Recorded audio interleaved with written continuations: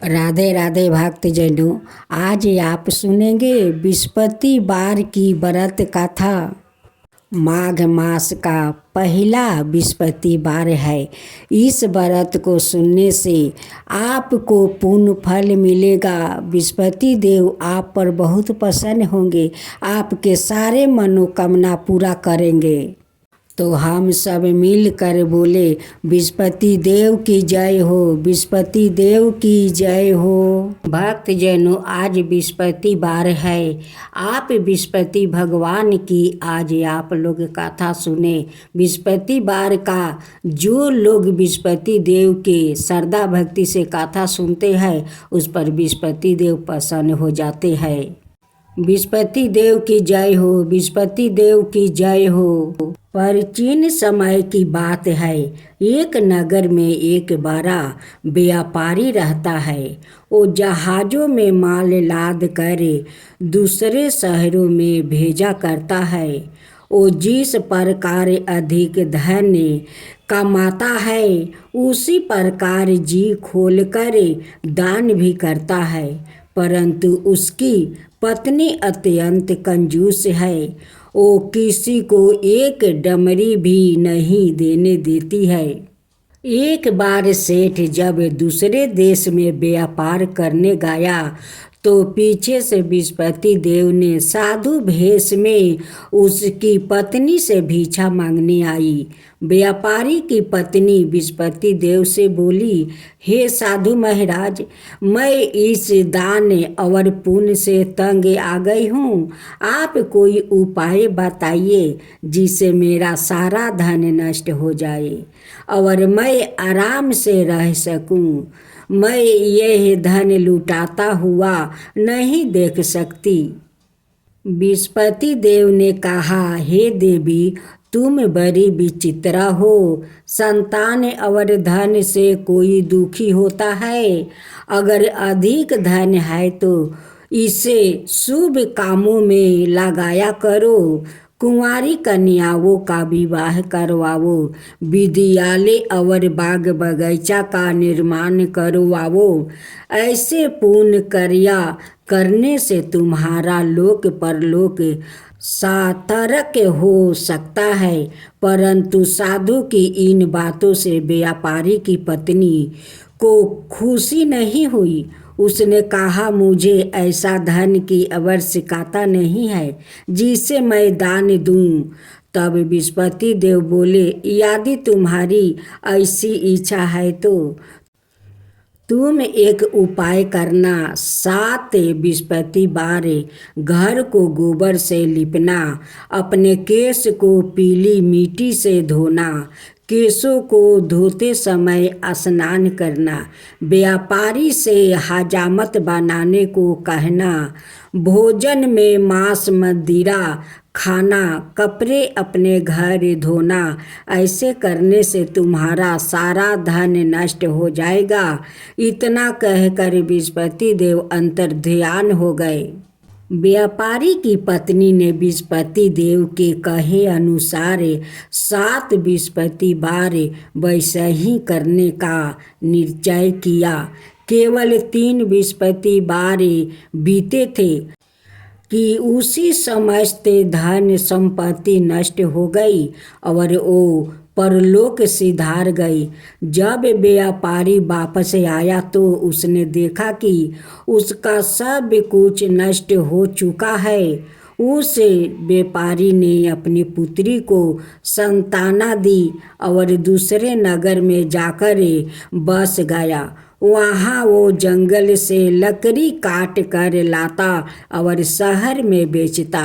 इस तरह वो अपना जीवन बिताने लगे।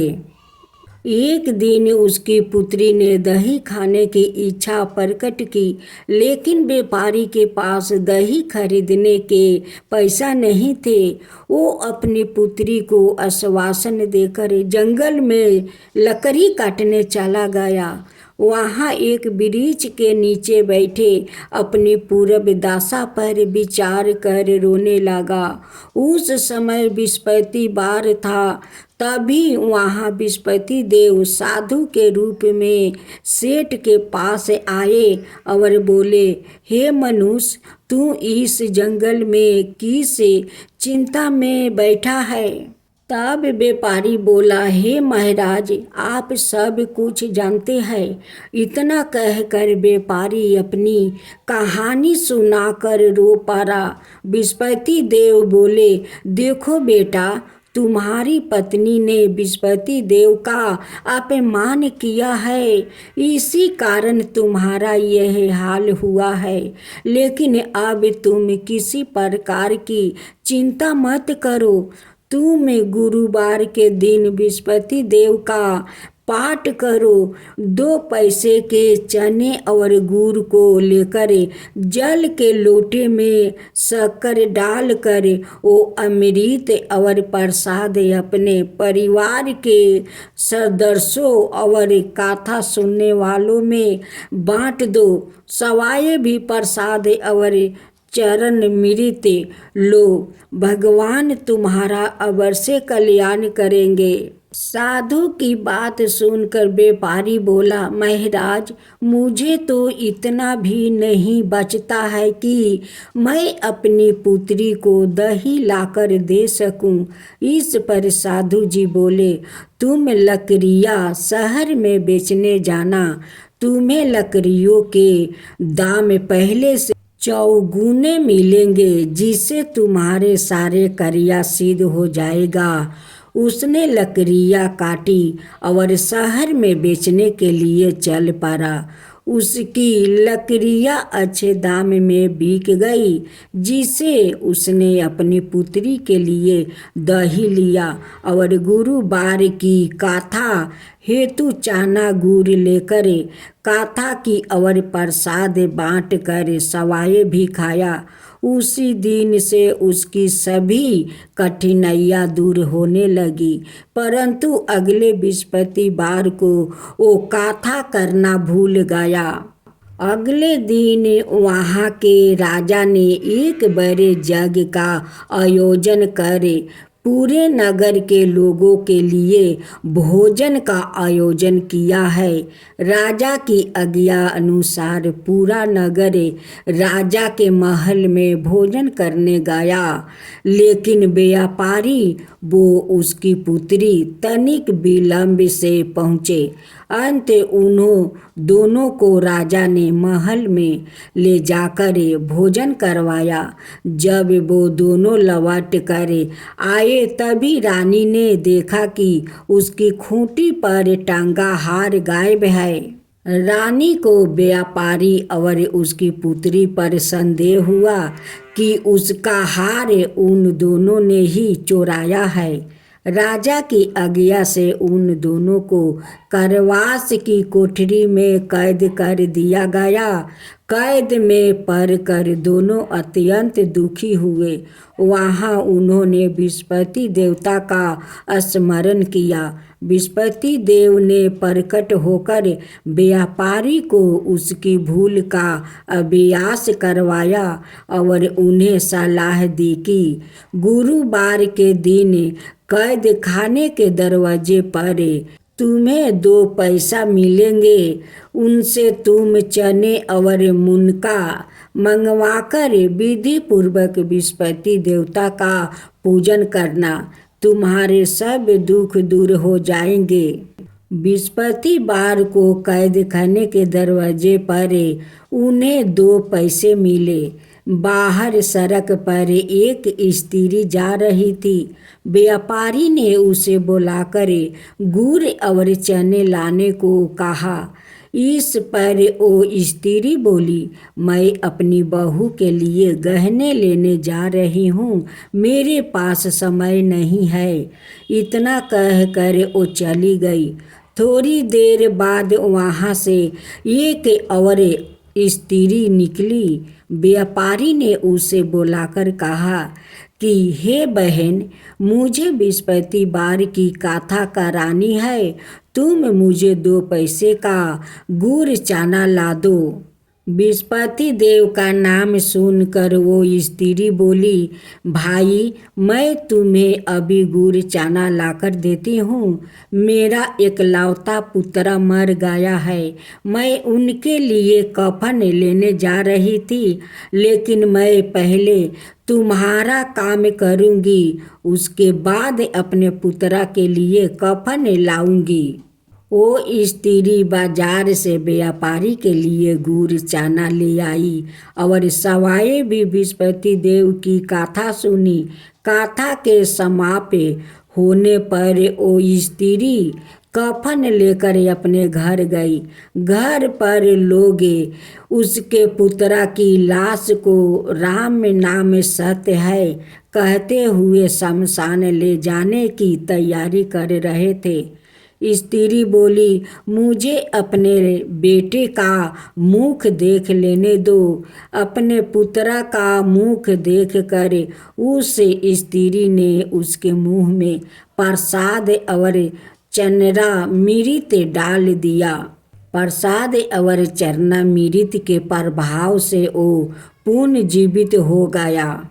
पहली स्त्री जिसने बृहस्पति देव का निरादर किया था, वो जब अपने पुत्र के विवाह हेतु पुत्र वधू के लिए गहने लेकर लौटी और जैसे ही उसका पुत्र घोड़ी पर बैठकर निकला, वैसा ही घोड़ी ने ऐसी उछाल मारी कि वो घोड़ी से गिरकर मर गया। यह देख स्त्री रो रो कर बृहस्पति देव से क्षमा याचना करने लगी। उस स्त्री की मिनती से बृहस्पति देव साधु भेष में वहाँ पहुंचकर कहने लगे, देवी तुम्हें अधिक विलाप करने की आवश्यकता नहीं है। यह बृहस्पति देव का अनादर करने का कारण हुआ है।